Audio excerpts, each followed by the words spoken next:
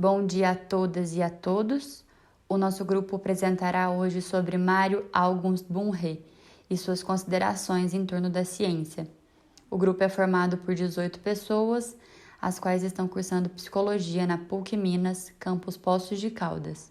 Por ora, passo a minha palavra para a primeira integrante do grupo, que irá esboçar um pouco sobre a vida do autor, e depois daremos continuidade à sua trajetória científica. O argentino Mário Augusto Bunge foi um filósofo das ciências e humanista. Além disso, foi defensor do realismo científico, da filosofia exata e do sistemismo. Conhecido por criticar a pseudociência, Bunge nasceu em 1919 em Flórida do Oeste, Argentina, e faleceu em 21 de fevereiro de 2020, no auge dos seus 100 anos. Filho de Maria Schweibel e Augusto Bunge, Mário Bunge se casou com Marta Bunge e juntos tiveram 4 filhos, Carlos, Mário, Eric e Silva. Ele estudou física nuclear no Observatório Astronômico de Córdoba, também possui doutorado em física matemática pela Universidade de La Plata. Mário Bunge é autor de livros de ciência e filosofia, além de diversos artigos como La Edad del Universo, 1955, Causalidade é o princípio de causalidade na ciência moderna, 1959, Ética e Ciência, 1960. Meu nome é Milena e eu vou falar um pouquinho sobre a epistemologia de Mário Bunge e a sua contribuição para o ensino de ciências. Então, a gente se baseou no artigo do Cielo, chamado O Centenário de Mário Bunge, contextualizando sua obra sobre modelos científicos na filosofia da ciência e como referencial da pesquisa em ensino. Os autores são a Juliana Machado e o Marco Braga. Bom, então o Bunge acreditava que a epistemologia contemporânea está em crise. Talvez algum psíquico, mago ou alquimista a esteja transformando em pseudofilosofia da pseudociência e pseudotecnologia. O Mário Bunge possui admiração ou desprezo de algumas pessoas e muitas vezes pela sua maneira de se expressar. E preocupado com o rumo que alguns autores tinham escolhido, o Bunge, em sua defesa hérculea do realismo ontológico, ele não tem poupado críticas àqueles que, segundo pensa, têm buscado no relativismo e no idealismo amparo para os seus devaneios. Em relação ao progresso científico, Bunge apresenta que mesmo teorias populares não prova a sua veracidade. Em ciência, as teorias são postas em prova fazendo-se predições com a ajuda de leis e dados. Se essas predições falham, a teoria é considerada falsa ou pelo menos pouco verdadeira. O filósofo admite que se as novas teorias carregarem conceitos radicalmente novos, poderiam sofrer resistências, às vezes por simples inércia e em outras porque prejudicam a alguns interesses específicos. Porém, essas resistências injustificadas podem ser vencidas. E dessa forma, apesar de num dado momento não podermos garantir estarmos diante de uma verdade completa e absoluta, as provas observacionais e experimentais com frequência nos fornecem indicações de verdades parciais que, com o passar do tempo, como mostra a história da ciência, revelam-se interessantes e suficientemente verdadeiras, a ponto de estimular novas investigações que, por sua vez, podem alcançar melhores aproximações com a realidade. Dessa maneira, o progresso científico não é ilusório, como afirma Bunge, mas se dá pela substituição de verdades parciais por outras mais aproximadas, bem como por outras radicalmente novas. Bunge também destaca que as doutrinas representam um perigo extremo à ciência. Ele salienta que os perigos relativos à difusão das pseudociências, já que essas tensionam passar especulações desenfreadas ou dados não controlados por resultados de investigação científica.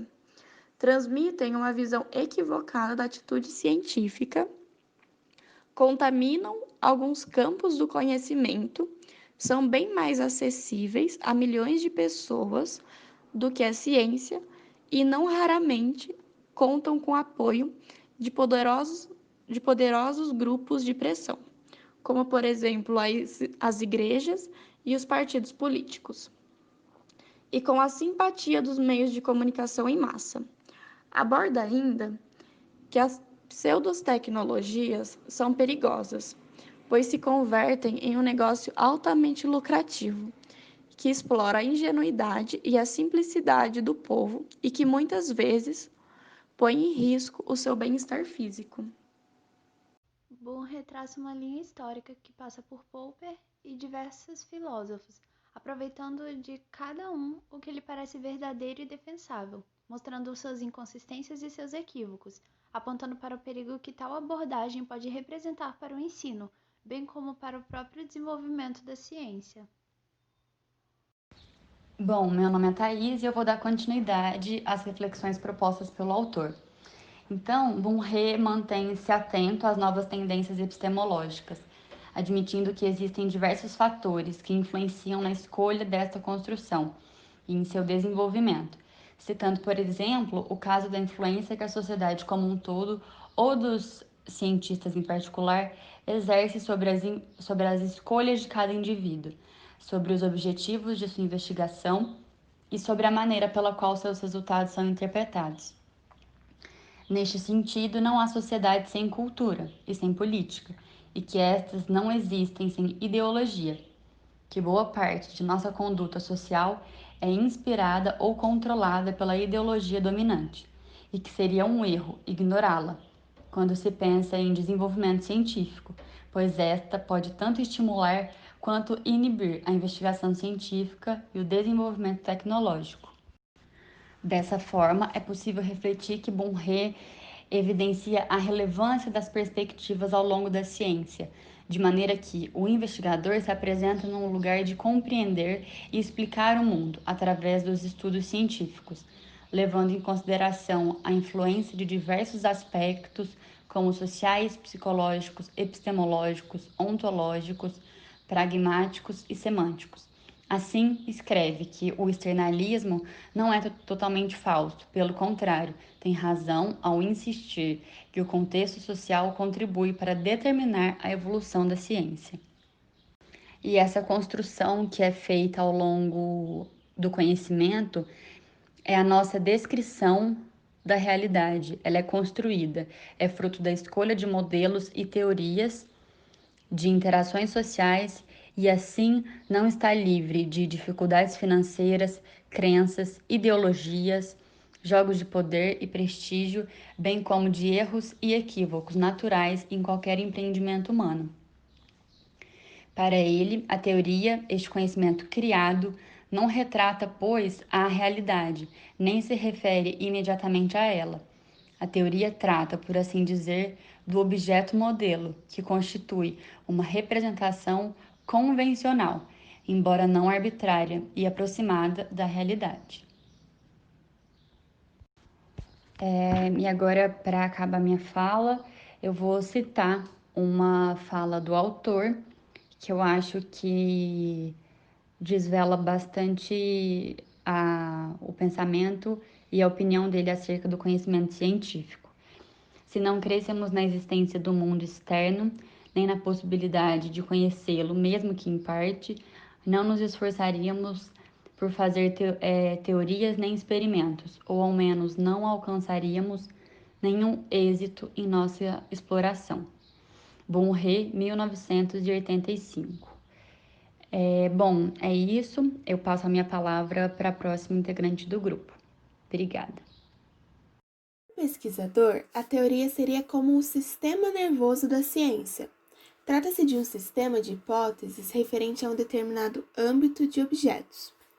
Sendo um sistema de ideias, ou seja, são conjuntos estruturados de suposições dos quais os declarados são afirmações primitivas e também afirmações demonstráveis dentro desse sistema.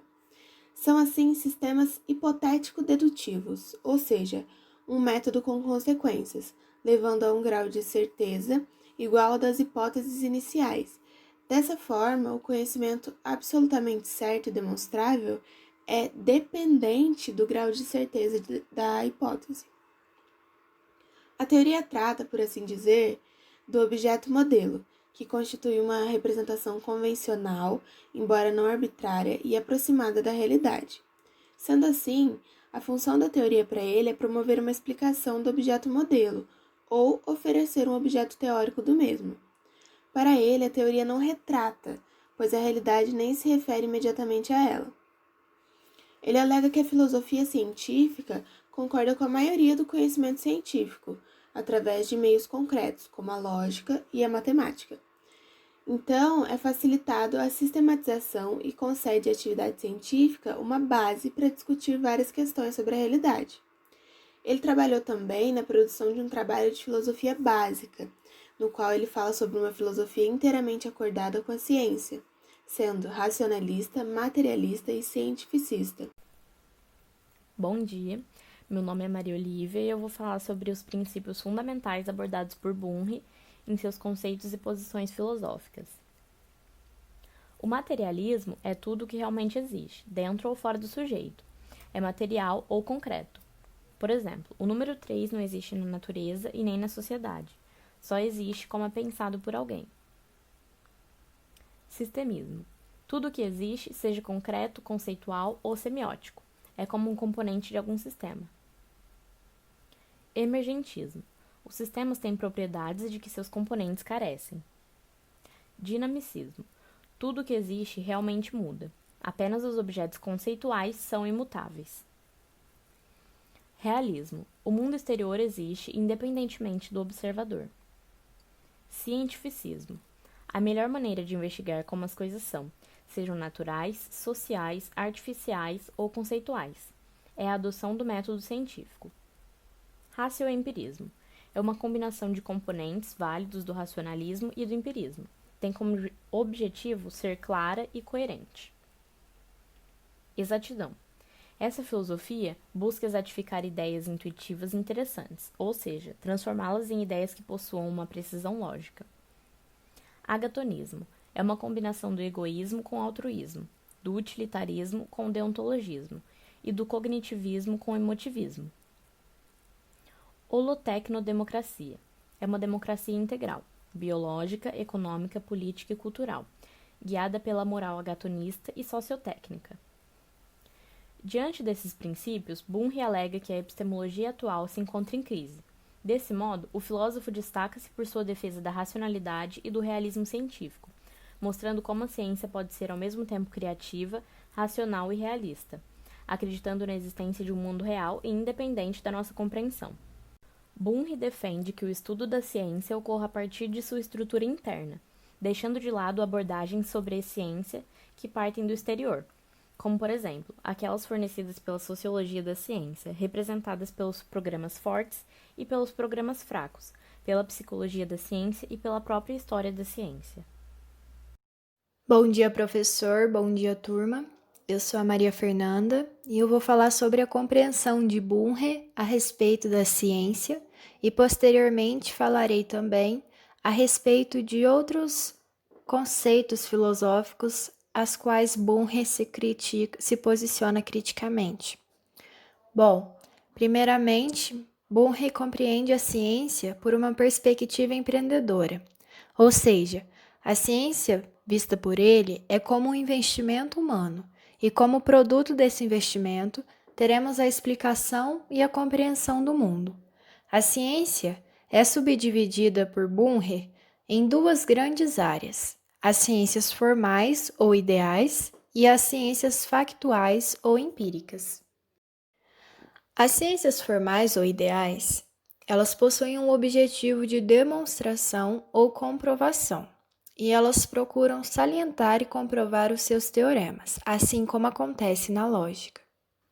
Em uma concepção científica formal, os números e as operações lógicas e matemáticas fazem parte de concepções presentes unicamente na mente de investigadores. elas não são vistas como fatos realísticos do mundo. Para as ciências formais ou ideais, o que garante a sua justificação e demarcação é a própria estrutura interna, que é provida pelos métodos e disciplinas. Resumindo, as preposições das ciências formais são fundamentadas e justificadas pela própria lógica e suas regras. Já as ciências factuais ou empíricas estão pautadas no investimento de esforços para a compreensão e explicação dos fenômenos naturais, e elas trabalham com enunciados mensuráveis. Nesse contexto, algumas ciências como a física, a química, a biologia, buscam por caracterizar severamente a realidade.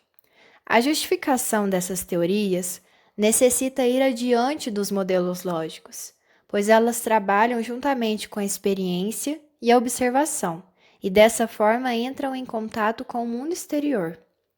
São responsáveis pela verificação, seja para confirmar ou não as hipóteses, que em sua maioria são provisórias. Entretanto, a verificação das hipóteses se dá de forma incompleta e temporária, e isso se dá pela própria natureza do método científico. Ainda que a demonstração seja completa, não há confirmação final das hipóteses factuais. Além disso, Bunge apresenta que, apesar da nomenclatura, o método experimental não está ligado restritamente aos experimentos e a sua efetuação é possível ir muito além dos laboratórios. Citando como exemplo disso os estudos da astronomia, os quais, ao menos até então, não são com corpos celestes, mas ainda assim a astronomia continua sendo compreendida como parte da ciência empírica ou factual, uma vez que abarca a aplicação do método experimental. Após determinar as principais diferenças entre o material de estudo das ciências citadas acima, o autor ainda destacou que a adoção de métodos de pesquisa e investigação específicos acontece tanto pelas ciências formais quanto pelas factuais. Para irmos além da concepção de Bunge sobre a ciência, vamos falar um pouco sobre as problemáticas. O autor destaca algumas doutrinas que, segundo ele, representam um perigo imenso para a ciência. Esses perigos estão ligados com a difusão das pseudociências. Por quê? As pseudociências cogitam passar especulações descontroladas ou dados não controlados por resultados de investigação científica. E isso conduz uma visão equivocada de atitude científica e pode contaminar alguns campos do conhecimento. As pseudociências são também muito mais acessíveis às pessoas do que a própria ciência, e esporadicamente contam com o apoio de poderosos grupos de influência, como as igrejas, e com a afinidade de meios de comunicação em massa. A partir disso, Bunge apresenta que as pseudotecnologias são perigosas, pois elas se tornam negócios altamente lucrativos que exploram a credibilidade do povo e podem acabar colocando em risco o bem-estar físico da população. Há uma outra opinião, a qual Bunge entra em atrito, e essa é chamada de sociologismo. De acordo com o sociologismo, acredita-se que os cientistas criam os fatos entre si ao invés de investigá-los, e também que o que produz o conhecimento é um tipo de entidade que influencia os cérebros e os seres. Se fosse dessa forma, não existiriam fatos objetivos, de acordo com Bunge. Ele concorda com Merton quando este sustenta que a comunidade científica influencia o trabalho dos seus membros e que as descobertas substantivas da ciência são produto da colaboração social e estão destinados à comunidade. Mas ele discorda de Kuhn e Paul, que dizem que a verdade e o erro são conceitos sociológicos, que seriam o que o coletivo de pensamento acredita. Mas, de acordo com Bunge, diferentes coletivos de pensamento teriam diferentes conceitos de verdade e erro. Em relação à doutrina kuhniana, das revoluções científicas, chamada por Bunge de Revolução Cognosciva Científica, o filósofo discorda da afirmação de que houve uma ruptura completa com o passado, como imaginariam os filósofos Bachelard, Kuhn e Poe. Bunge discorda, uma vez que a revolução tem os seus fundamentos em descobertas passadas. Ao negar a ocorrência dessa ruptura epistemológica, ele afirma que há sim aproximações sucessivas de uma verdade objetiva. Consequentemente, ele vai contra Kuhn e Poe mais uma vez, pois os mesmos dizem que não existe critérios para se chegar a uma aproximação gradativa da verdade objetiva. Mas para Bunge, o processo científico se dá pela substituição de verdades parciais por outras mais aproximadas. Em 1980, na página 19, Bunge afirma que ninguém duvida do êxito sensacional do método científico nas ciências naturais, mas nem todos concordam com o que seja o método científico. Ele afirma isso porque, desde Galileu, houveram várias modificações no tradicional método científico, que é, idealizadamente, encontrado, por exemplo, no pensamento dos filósofos Descartes e Bacon. Ainda falando sobre o método científico na visão de Bunge, ele propõe uma nova formulação do método científico. E essa nova formulação dita alguns passos, mais precisamente, são 8 etapas.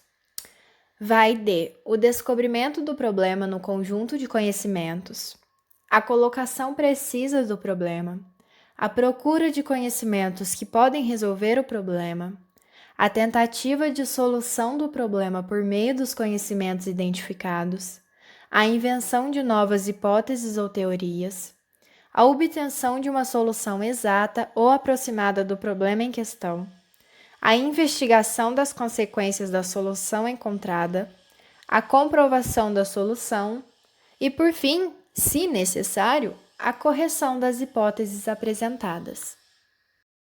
Além disso, Bunge defende que, para a compreensão correta do método científico, precisa ter uma observação que fique entre o determinismo metodológico e entre o anarquismo ideológico ou metodológico. No determinismo metodológico, o pesquisador obedece fielmente às leis ditadas pela metodologia vigente e não possui espaço para mudanças, enquanto no anarquismo, o pesquisador é totalmente livre para investigar, e ele pode fazer a partir de suas crenças pessoais. Algumas ideias de Bunge também entram em atrito com o behaviorismo, pois ele diz que o mesmo ignora os processos cognitivos e afetivos e não leva em conta o que há de mais único no ser, a sua subjetividade e particularidade. E para finalizar, essas foram as referências que nós usamos para pesquisar sobre Mário August Bunge. Agradeço a atenção de todos e todas e tenham um ótimo final de semana.